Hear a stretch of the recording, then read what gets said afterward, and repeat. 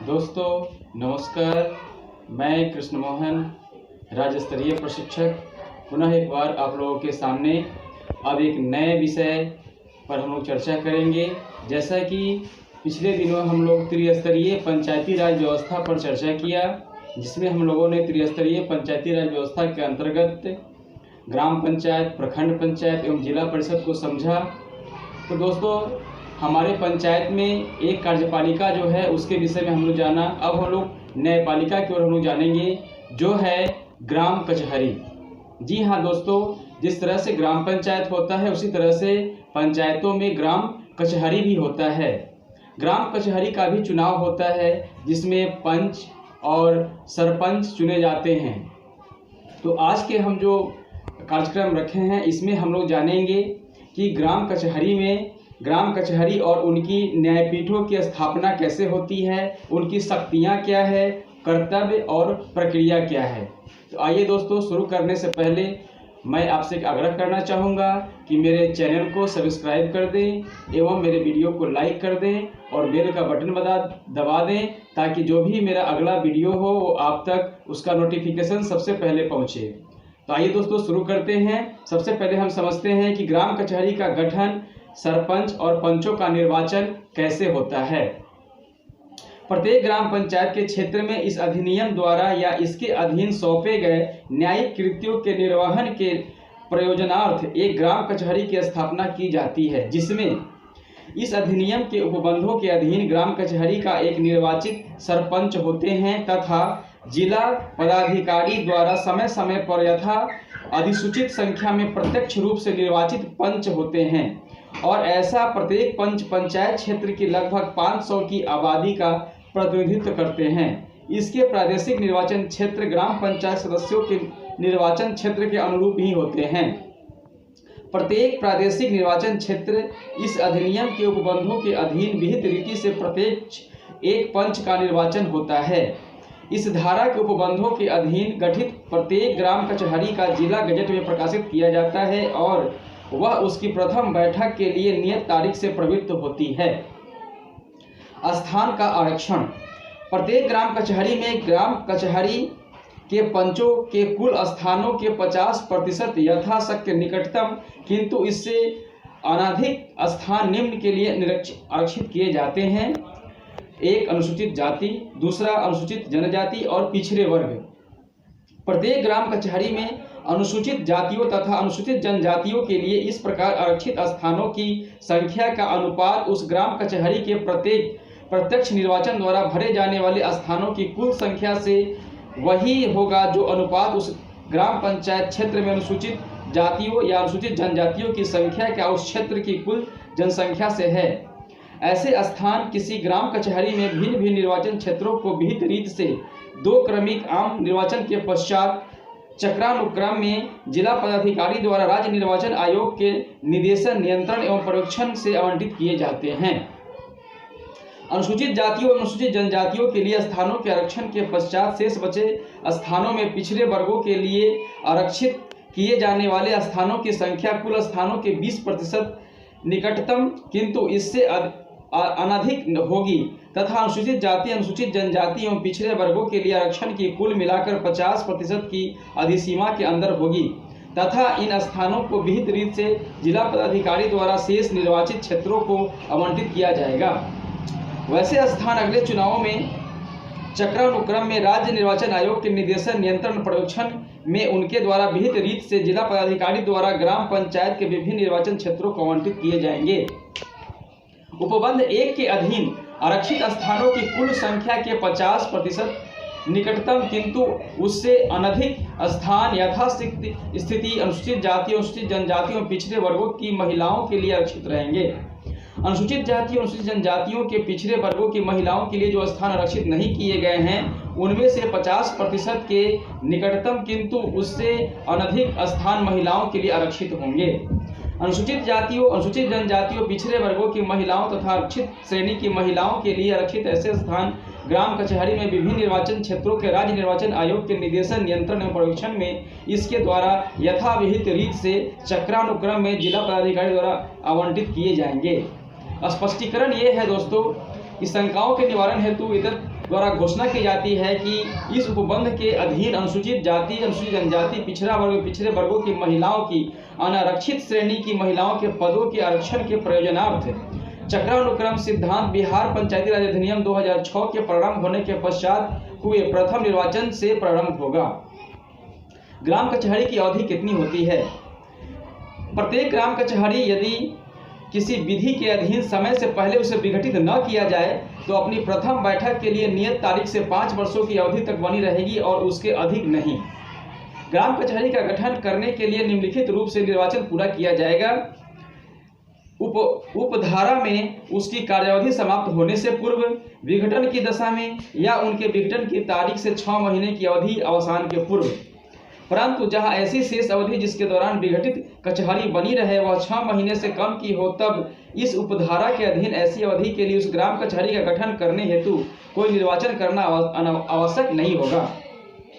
अपनी कार्यावधि की समाप्ति से पूर्व किसी ग्राम कचहरी को विघटित किए जाने पर गठित की गई ग्राम कचहरी उस शेष अवधि के लिए ही बनी रहेगी जिस अवधि तक विघटित ग्राम कचहरी के अधीन बनी रहती है, यदि वह इस प्रकार विघटित न की जाती।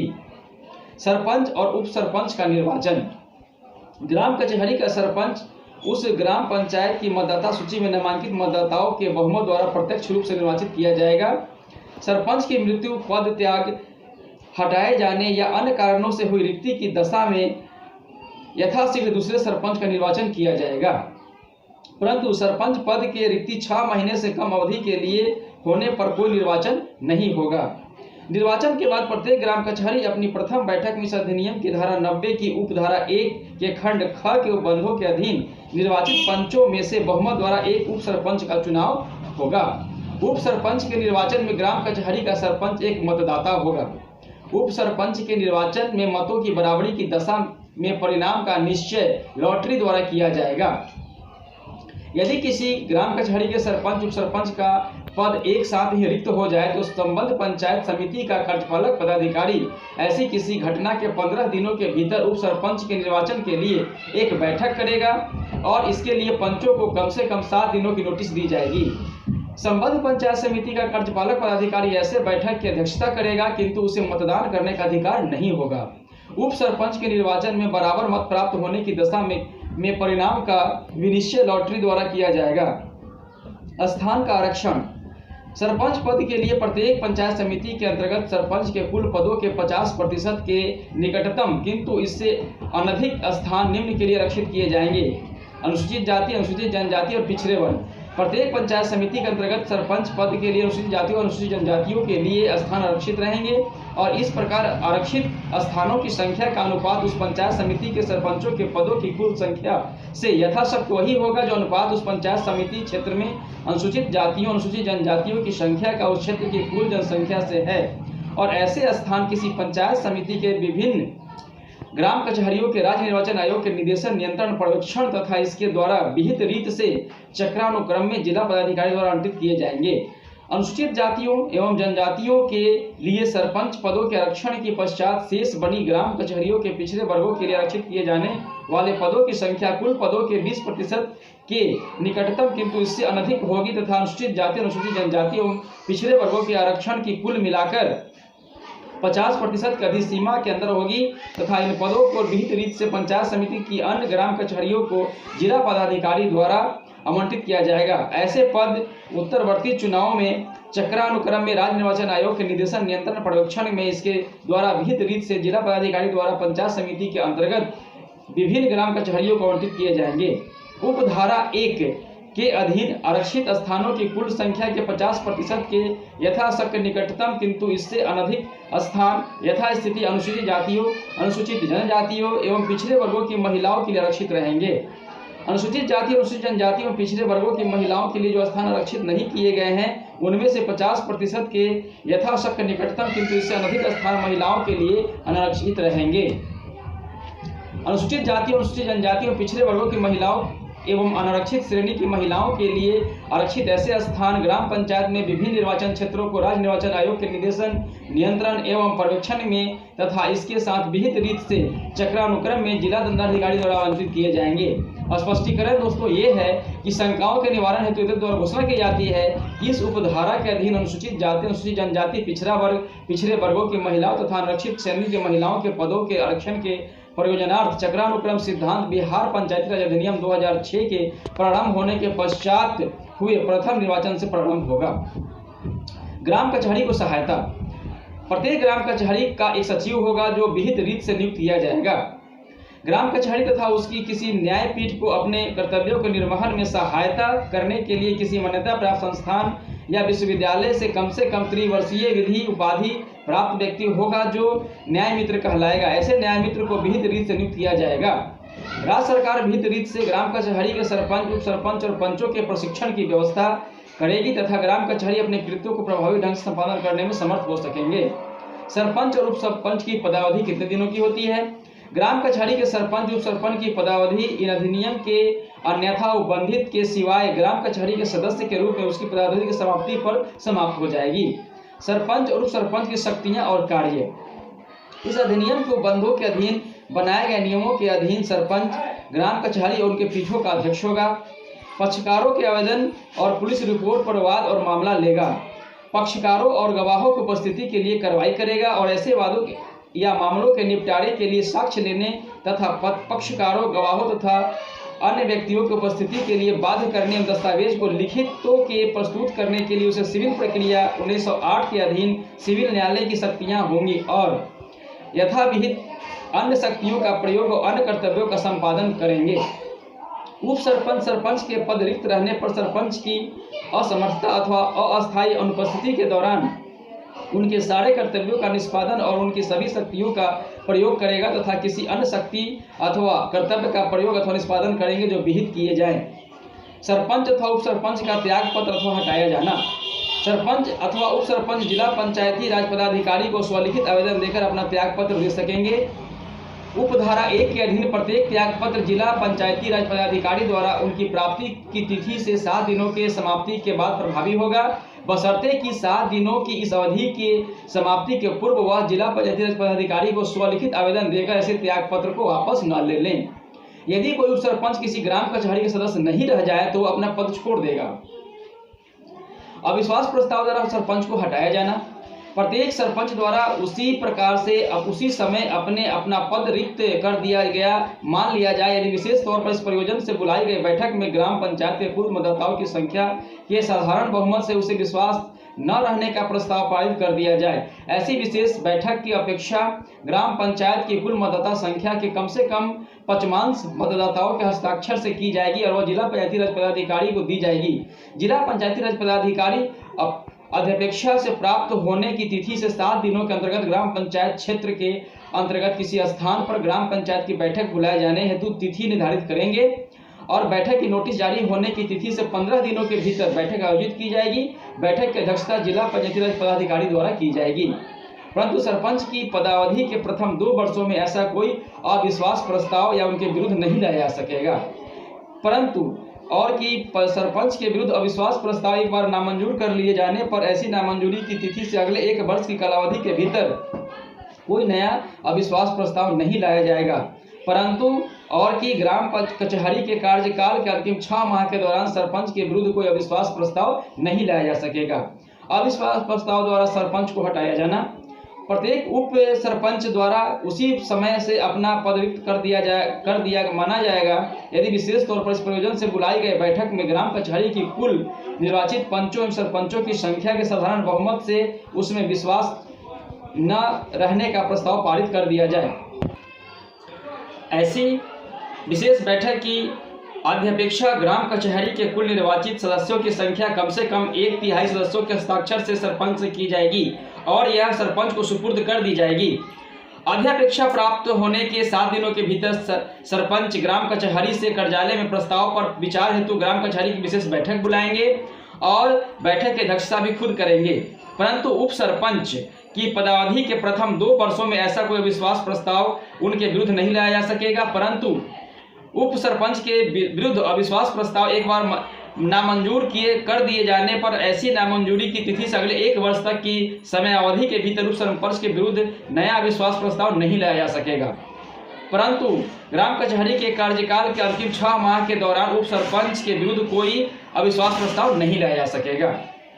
इस अधिनियम के अधीन उपबंधों पर कोई प्रतिकूल प्रभाव डाले बिना ग्राम पंचायत क्षेत्र के अधिकारिता रखने वाले सरकार के विचार में यदि कोई सरपंच अथवा उप सरपंच बिना समुचित कारण के 3 लगातार बैठकों में अनुपस्थित रहने या जानबूझकर अधिनियम के अधीन अपने कृत्यों एवं अपने कर्तव्यों को करने से इनकार या उपेक्षा करने में उन निहित शक्तियों के दुरुपयोग या अपने कर्तव्यों को निर्वहन में दुराचार का दोषी पाया जाने या अपने कर्तव्यों का निर्वहन करने में शारीरिक या मानसिक तौर पर अक्षम होने की या किसी आपराधिक मामलों में अभियुक्त होने के चलते 6 माह से अधिक फरार हो जाने के दोषी हो, तो ऐसे सरपंच या उप सरपंच को स्पष्टीकरण हेतु समुचित अवसर प्रदान करने के उपरांत आदेश पारित कर यथाशक्ति ऐसे सरपंच या उप सरपंच को उसके पद से हटाया जा सकेगा।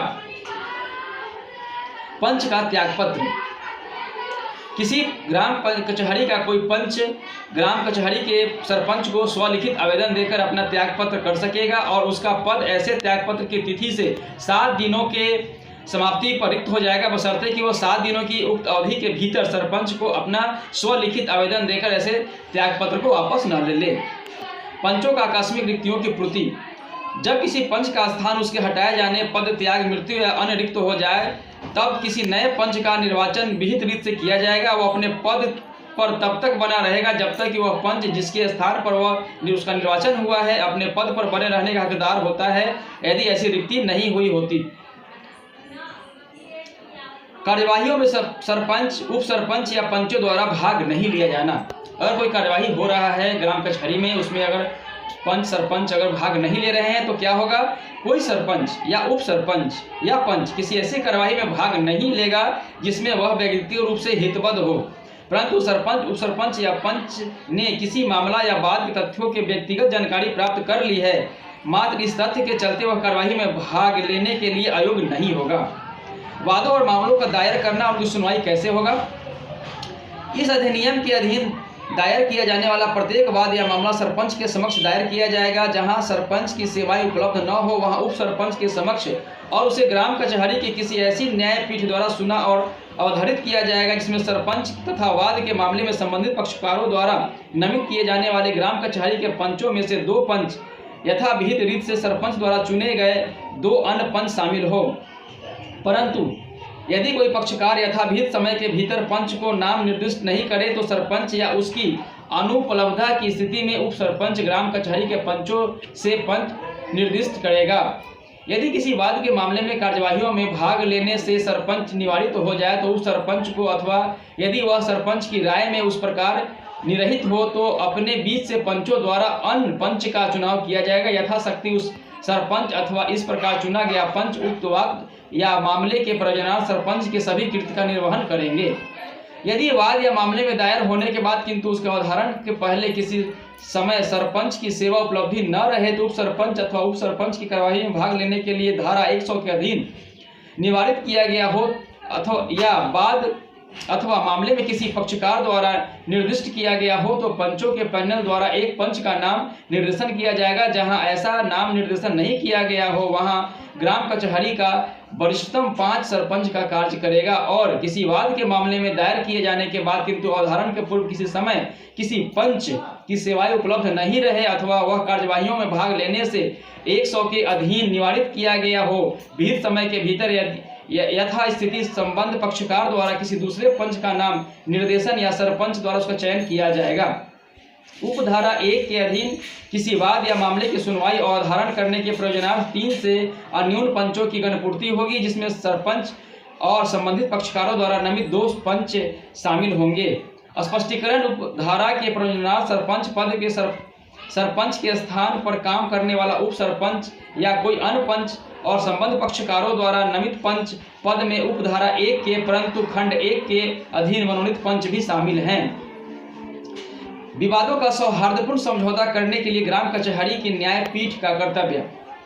ग्राम कचहरी की न्यायपीठ इस अधिनियम के उपबंधों के अधीन किसी वाद की सुनवाई करते समय, किसी मामले का विचारण करते समय पक्षकारों के यथोचित रीति से नोटिस देने के बाद पक्षकारों के बीच सौहार्दपूर्ण समझौता कराने का प्रयास करेगी और इस प्रयोजनार्थ न्यायपीठ यथोचित रीति से और अविलंब वाद या मामले का उसके गुण पर प्रभाव डालने वाली सभी बातों का उसके सही समाधान का अन्वेषण करेगी तथा ऐसे करने में यदि वह सभी विधिपूर्ण बातें कर सकेगी जो वह उचित और सौहार्दपूर्ण समझौते कराने के पक्षकारों को प्रेरित करने के प्रयोजनार्थ उचित समझे, जहां ऐसा समझौता हो जाए वहां न्यायपीठ उसे अभिलिखित करेगी और तदनुसार अपना निर्णय देगी। सौहार्दपूर्ण समझौता न होने की दशा में ग्राम कचहरी की न्यायपीठ द्वारा विवाद की जांच करना और उस पर निर्णय देना। जहां ग्राम कचहरी की कोई न्यायपीठ पूर्ववर्ती धारा के अधीन सौहार्दपूर्ण समझौता करने में सफल नहीं हो अथवा किसी वाद या मामले की सुनवाई या विचारण शुरू करे, वहां वह मामले की जांच करेगी, ऐसा साक्ष्य लेगी जो आवश्यक समझे और अपना निर्णय अभिलिखित करेगी और न्यायपीठ सदस्यों के बीच असहमति होने की दशा में बहुमत का निर्णय अभिभावी होगा। परंतु इसके पूर्व अंतर्विष्ट कोई भी बात न्यायपीठ के किसी सदस्य को ऐसे निर्णय के विरुद्ध अपनी विमति टिप्पणी अभिलिखित करने से रोकने वाली नहीं समझी जाएगी। ग्राम कचहरी की न्यायपीठ द्वारा अपनाई जाने वाली प्रक्रिया।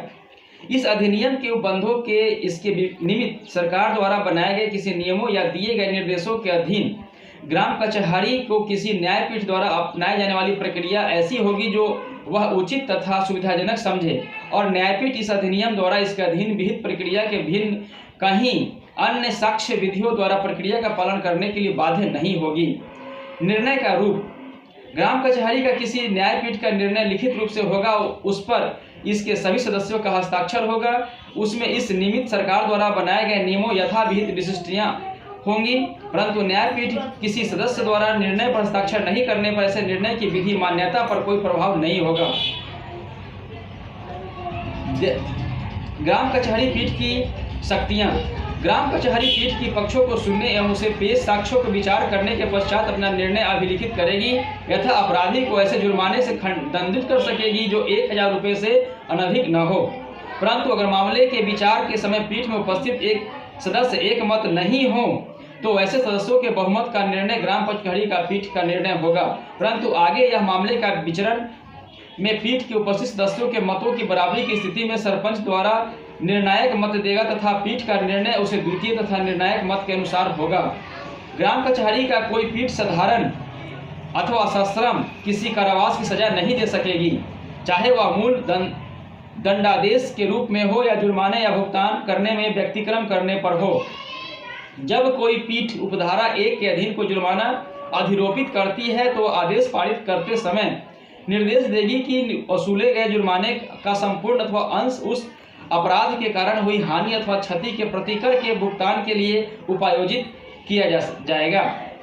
जब किसी व्यक्ति को ग्राम कचहरी या किसी न्यायपीठ द्वारा सजा दी जाए तब वह न्यायपीठ इस तरह दंडाधिष्ट व्यक्ति द्वारा लिखित मौखिक रूप से अनुरोध किए जाने पर इस अधिनियम के अधीन अपील दायर करने को विहित अवधि के लिए इसी सजा के प्रवर्तक को स्थगित कर सकेगी। ग्राम कचहरी इसकी न्यायपीठ द्वारा पारित आदेश के प्रति ऐसा आदेश पारित किया जाए तारीख से 1 सप्ताह के भीतर इस प्रयोजनार्थ विहित रीति से पक्षकारों को मुफ्त उपलब्ध कराई जाएगी। झूठा, तुच्छ या परेशान करने वाले अभियोग से संबंधित मामला में परिवादी द्वारा चुकाया जाने वाला प्रतिकर। यदि परिवाद के आधार पर संस्थगित किसी मामला या ग्राम कचहरी की पीठ सभी या किसी अभियुक्त को दोष मुक्त कर दे या उसके विचार में किसी अभियुक्त के विरुद्ध अभियोग झूठा या तुच्छ या परेशान करने वाला था तो ऐसी पीठ अभिलिखित किए जाने वाले कारणों के आधार पर यह निर्देश दे सकेगी कि ऐसा अभियुक्त या परिवादी द्वारा अधिकतम 500 रुपये तक का प्रतिकर अदा किया जाए और यदि प्रतिकर अदा न किया जाता है तो वह पीठ द्वारा किया गया जुर्माना के रूप में वसूलनीय होगा। सरपंच की शक्तियां। जब कभी सरपंच को ऐसा विश्वास करने का कारण हो कि शांति भंग होने वाली है तो लोक प्रशांति में विघ्न पड़ने वाला है और उसकी तुरंत रोकथाम या उसके शीघ्र उपचार करना वांछनीय है तो मामले के संबंध में तात्विक तथ्यों का उल्लेख करते हुए लिखित आदेश देकर विहित रीत से तामील कर किसी व्यक्ति को कतिपय कार्य से प्रवृत्त कर रहने तथा उसे प्रबंधन अथवा कब्जा वाली कतिपय संपत्ति के संबंध में कार्रवाई करने का निर्देश दे सकेगा। सरपंच उप धारा 1 के अधीन आदेश निर्गत करते ही मामला की कार्यवाहियां अनुमंडल पदाधिकारी को पेश करेगा जो विवाद के पक्षकारों चाहे वे सुनने के बाद आदेश को संपुष्ट कर सकेगा या नोटिस को प्रभाव मुक्त कर सकेगा। उप धारा 1 के अधीन पारित आदेश 30 दिनों तक प्रवृत्त रहेगा। उपधारा 1 के अधीन पारित आदेश को संबंधित स्थानीय प्राधिकारियों द्वारा तत्परता से लागू किया जाएगा। ग्राम कचहरी की न्यायपीठ की आनंद सिविल अधिकारिता। बंगाल, आगरा और असम सिविल न्यायालय अधिनियम 1847, प्रांतीय लघु द्योतक न्यायालय अधिनियम 1847 और सिविल प्रक्रिया 1908 के अंतर्विष्ट किसी बात के होते हुए भी इस अधिनियम के प्रावधानों के अधीन ग्राम कचहरी की न्यायपीठ की निम्नलिखित श्रेणी वादों को सुनने और अवधारित करने की अधिकारिता होगी, अर्थात जब वाद का मूल्य 10,000 रुपये के अधिक का न हो तथा संविदा पर दे धन के लिए वाद, चल अचल संपत्ति, ऐसी संपत्ति के मूल्य की वसूली के लिए वाद, लगान की वसूली के लिए वाद और चल संपत्ति को संदोष ग्रहण करने तथा उसे क्षति पहुंचाने के चलते प्रतिकर के लिए या पशु अतिचल से क्षतिग्रस्त संपत्ति के लिए वाद। ग्राम कचहरी में कतिपय वादों की सुनवाई नहीं किया जाता है, उस पर चर्चा हम लोग करेंगे। धारा 110 में किसी प्रतिकूल बात के होते हुए भी यदि कोई वाद ग्राम कचहरी के किसी पीठ की स्वीकार नहीं होगा, जैसे साझेदारी लेखे पर, अतिशेष पर, केंद्र या राज्य सरकार द्वारा अपनी पदीय हैसियत से ऐसी सरकारी सेवकों द्वारा या उसके विरुद्ध, या नाबालिग या विकृत चित्त के व्यक्तियों द्वारा उसके विरुद्ध, या अचल संपत्ति के लगान के निर्धारण, वृद्धि, कमी, उपशमन के प्रभाजन के लिए, पूर्वबंध द्वारा बंधक लागू करने के लिए, अचल संपत्ति के बंधक या बंधक के मोचन के लिए संपत्ति की बिक्री या अचल संपत्ति अधिकार, टाइटल और हित के अवधारण के लिए, किसी ऐसे मामले के संबंध में जिससे इस अधिनियम के प्रवृत्त होने के पूर्व सक्षम अधिकारिता वाले किसी न्यायालय के समक्ष कार्यवाही लंबित हो, ग्राम पंचायत मुखिया या कार्यपालिका समिति के किसी सदस्य, सरपंच या पंच के विरुद्ध। अपील। ग्राम कचहरी की न्यायपीठ को किसी आदेश या निर्णय के विरुद्ध अपील की ऐसी आदेश के निर्णय पारित किए जाने के 30 दिनों के भीतर ग्राम कचहरी के पूर्ण न्यायपीठ के समक्ष दायर की जाएगी तथा इसके द्वारा अपील की सुनवाई विहित रीत से की जाएगी। ग्राम कचहरी के पूर्ण पीठ के आदेश या निर्णय के विरुद्ध अपील ऐसा आदेश पारित करने के लिए 30 दिनों के अंदर सिविल मामलों में अवर न्यायाधीश के समक्ष या आपराधिक मामलों में जिला सत्र एवं सत्र न्यायाधीश के समक्ष दायर की जाएगी। अपील में जिस आदेश को चुनौती दी गई हो उसे विहित रीत से अपील के अंतिम निष्पादन तक लागू नहीं किया जाएगा। ग्राम कचहरी के पूर्ण न्यायपीठ द्वारा पारित आदेश की प्रति ऐसा आदेश पारित किए जाने की तारीख से 1 सप्ताह के भीतर इस प्रयोजनार्थ विहित रीत से पक्षकारों को मुफ्त दी जाएगी। मामलों की वापसी। अगर सूचना प्राप्त होने पर ग्राम कचहरी के न्यायपीठ के समक्ष विचाराधीन किसी मामला या वाद को वापस कर सकेगा यदि उसके द्वारा अभिलिखित किए जाने वाले कारणों से उसकी राय हो कि ऐसे वाद के मामले में विचारण या सुनवाई ऐसे न्यायपीठ द्वारा नहीं होनी चाहिए और उसे मामलों में वाद एवं स्वयं विचारण या सुनवाई कर सकेगा अथवा दूसरे सक्षम दंडाधिकारी, मुंसिफ या सक्षम अधिकारिता का न्यायालय या ग्राम कचहरी की किसी अन्य पीठों को निपटारे के लिए भेज देगा। कोई विधि व्यवसायी हाजिर नहीं होगा। पक्षकारों तथा ग्राम कचहरी या उनकी पीठ की अनुमति के बिना ग्राम कचहरी या उसके न्यायपीठ के समक्ष किसी वाद के मामले में कोई विधि व्यवसायी किसी पक्षकार की ओर से उपस्थित नहीं होगा और न बहस करेगा और न ही कार्य करेगा। स्वयं या प्रतिनिधियों द्वारा उपस्थित होना।